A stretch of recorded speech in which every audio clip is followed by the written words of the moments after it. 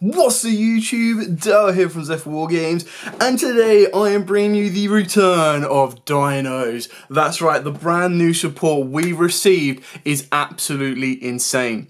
I've also kept this deck on a very tidy budget for all of you watching, so that if you wanted to play Dinos, if you wanted to update your Dinos, this is the best way you can do it. Now, unfortunately, one of the core cards you do need in Ground XENO is around about £25 a copy, but to me, if you're paying £85 for all of the new cards and even the reprinted stuff, you've pretty much got a deck ready to rock, roll, and compete at locals.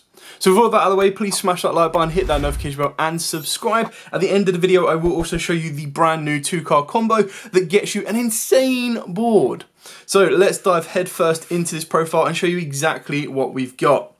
So you start off with Triple Salt Eating Oviraptor. This of course came as a rare reprint and a CR upgrade. I'm going to stick with my supers for now.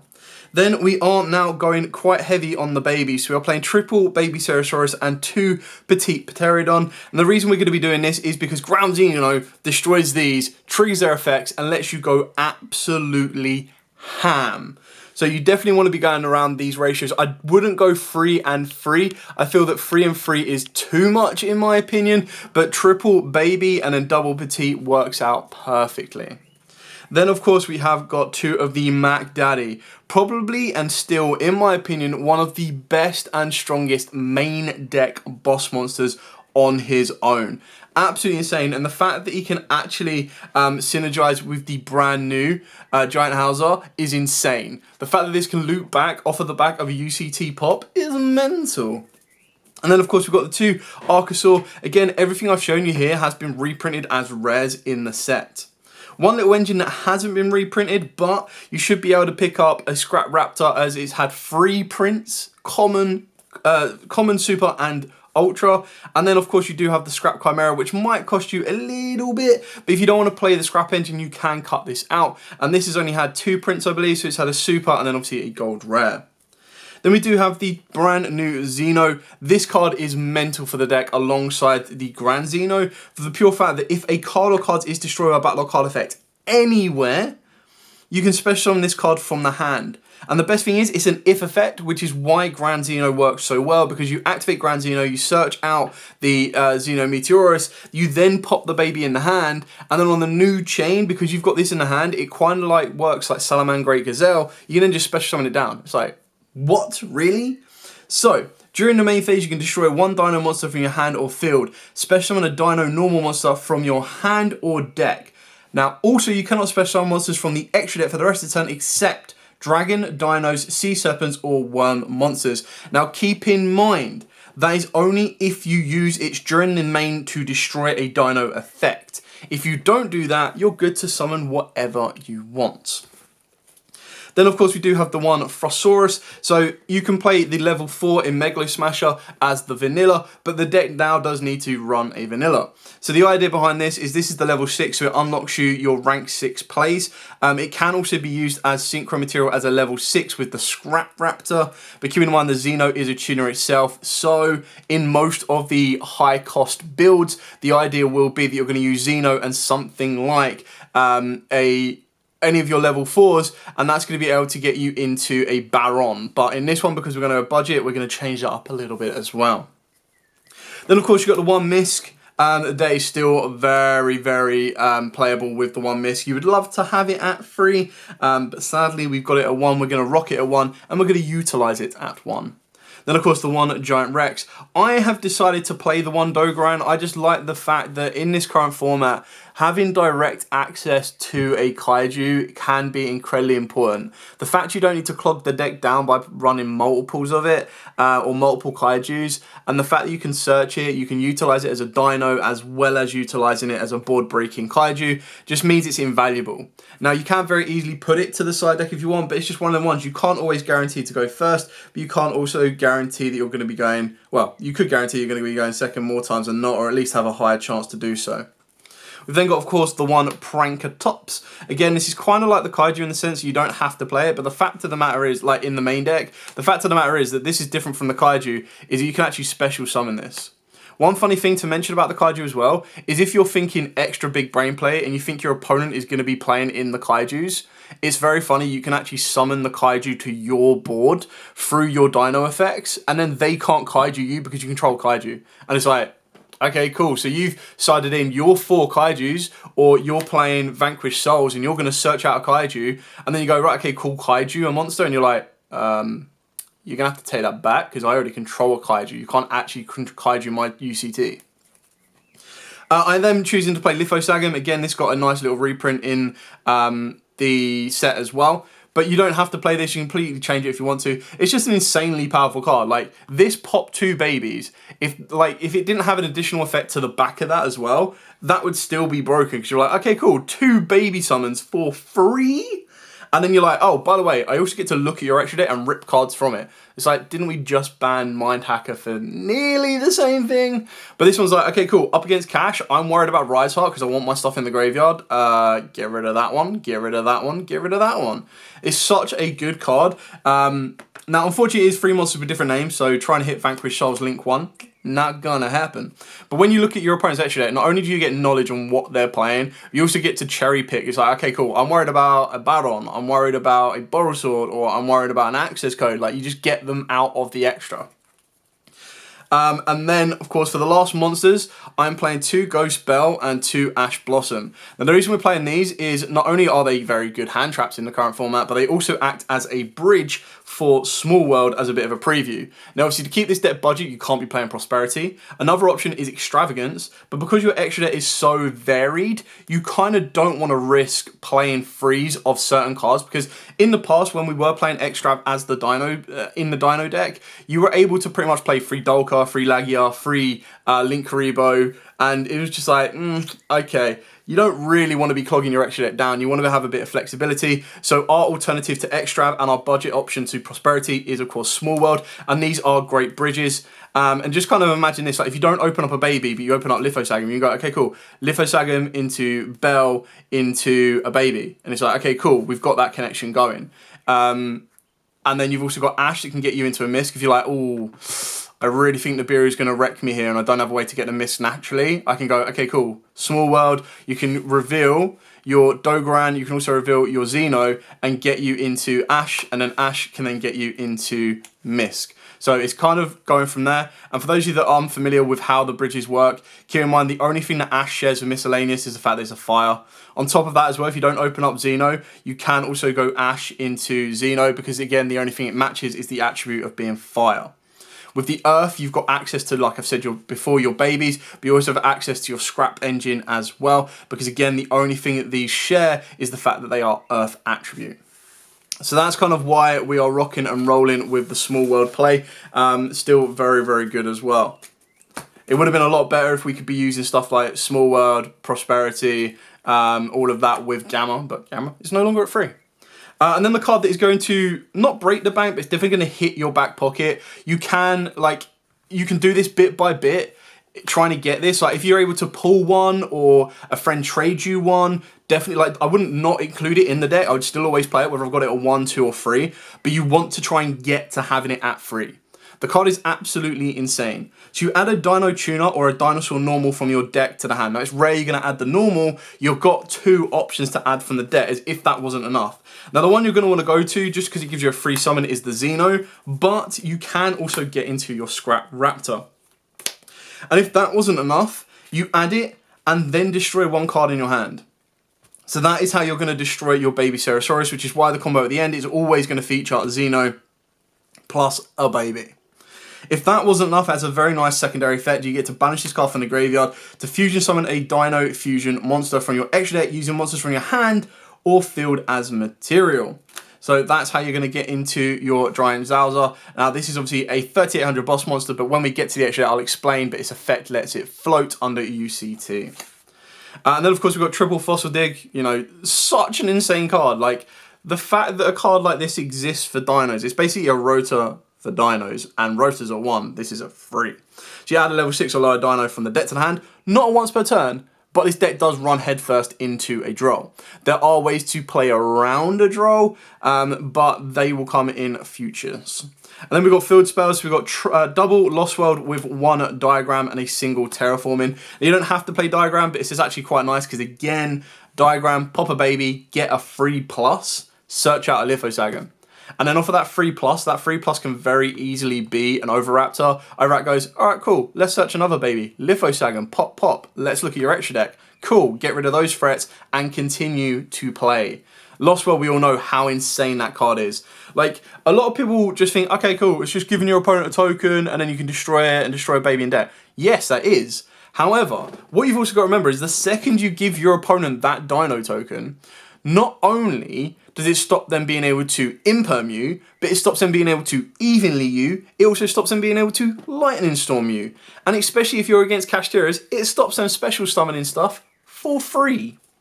Double Evo, this card's broken nuts. Love this card so much. And then of course the last card is Double Small World. You can max this up to free if you want to. I'm still playing around with the deck. But yeah, I think Small World, if you're trying to keep on a budget, is the best way of doing it. Now, obviously, these, I'm going to try and show you all the cards that didn't come in the reprinted set, and then I'm just going to put Ground Xeno to one side, as that is your most expensive card in the main deck. But like, when you're buying a deck, or wait, if you wanted to buy this core from tier 0, right, you pretty much get everything you need. And the only thing you're missing is your scrap cards if you want to go down that route. If you don't want to go down that scrap route, you're good to go. So literally, they're the only cards in the main deck that you don't get reprinted. Sorry, Miski's. Don't know why Miski's there. I must have picked up instead of that. These are the only cards that you don't get reprinted in there. So Small World might cost you a little bit because there's a little bit of hype around it right now. Diagram is optional because it's only if you're going to be playing it for the Lithosagon play. And if you're like, you know what, free Lithosagon will be fine, then you don't need to worry about it. Ghostspell and Ash have both had structure deck reprints. Ash is on like reprint number 20 or something. So you can very easily pick those up. I've already said that Raptor is incredibly cheap, and then So Chimera might be a couple of quid to find out. The Ground Xeno is where the money is going to go, but it's definitely worth doing. Like if you're a Dino player, if you're a Dino fan, or you want a deck to be able to compete and not have to go to like the levels of stuff like Kashteras, heck, even Vanquish Souls, trying to get up to £300, it's like, okay, cool, £85, I'll get all of these as reprinted rares, and I'll get my free Ground Xenos from tier 0, plus you use the discount code, you get it for a little bit cheaper. You chuck in an extra 20 quid, not to mention the extra deck card you'll get as the reprint as well. Chuck in 20 quid, get the rest of the extra deck, boom, done. Full competitive deck, $100 or less, give or take. On to the extra, starting with the brand new card, Giant Zowler. This card is absolutely insane for the deck. So 1 Dino plus 1 normal monster. If it's special zoned, you get to target a Dino in your graveyard and add it to the hand. Then if this card was special from the graveyard, you get to destroy 2 cards. 1 from your hand or field and 1 your opponent controls. If this card is destroyed, you can then shuffle 1 normal monster from your graveyard back into the deck and then special summon this card back. So that's how it works with UCT, because UCT pops this and this just goes whoop, coming straight back and recycles your graveyard. For the XYZs, we've got the 1 Abyss Dweller, we've got the 1 Lagia, and we've got the 1 Dolka. For the Synchros, we've got the 1 Savage and the 1 Chenying. Of course, the missing piece is Baron. If you do have access to it or you are able to invest into it, then definitely go and grab it. But ideally, you don't need it. There are ways to play around it, and you'll see that in the combo at the end. For the Link monsters, of course, we've got the 1 Link Karibo, we've got the 1 Gardener, the 1 Wyvern, Crush Ape, Cerberus, Phoenix, Pentastag. Like if your opponent's trying to build a wall, you're like, ha, not on my watch. UCT, boom, boom, boom, boom. Very, very, very old school OTK. Nightmare Unicorn, and then of course Appaloosa. So of course this can be adaptive to however you want to play it. So you can put in Borrow Swords, Borrow Loads, Access Codes, you name it. If you did want to go down the Extrav route, then the ideally ones you want to be trying to max out at free, I would say at the very least, you're probably looking at like Chenying, Dolka, Link Karibo just in case, and then your Lagia, and of course your Giant Zowler. Now, it's a little bit tricky. I wouldn't advise doing it. Like some of these you could probably put at 2s rather than 3s just to kind of give you a bit more of a range. But these are the ones I would say focus on. So now what we do is we're going to zoom out and I'm going to show you the combo, which is absolutely mental to help you compete with the meta. So shout out to Cali Effect. This is the 2-card combo that was on his channel. I thought I'd put everything together so you've got at least a structure to work with and then a combo off the back of it. So we're going to start off with specifically Ground Xeno and Baby, and this is what makes it so insane. So you're going to activate the Ground Xeno. This is going to allow you to add the Meteonis and then get rid of the Baby Cerosaurus. On the new chain, you go Chainlink 1 Baby, Chainlink 2 Xeno. This is going to allow you to protect Baby from being ashed, as if you needed more. You're going to summon down the XENO, you're then going to use Baby's effect to summon out the Petite Pterodon. Now in this combo we are going to lock ourselves into specifically dragons, dinos, sea serpents and worms, but that is not an issue because no, this end board is insane and is slightly nib proof. So we're then going to use XENO's effect. This is the only time, or this is how you lock yourself into those particular types, is when you use this effect to pop. If you don't, you're good to rock and roll and do whatever you want. So we're going to use XENO's effect, we're going to pop the Petite, and this is going to allow us to trigger Petite's effect and also trigger off the XENO. So the XENO is going to special summon out the Frostosaurus, and then of course Petite is going to summon out Oviraptor. Oviraptor's effect is going to search you out your misc, and we are currently on our 4th summon. 1 was Petite, 1 was XENO, 2 was Petite, 3 was Frost, 4 was Oviraptor. Misc is in our hand, and we're going to go, boom, try and nib my dinos now. All protected, ready to rock and roll.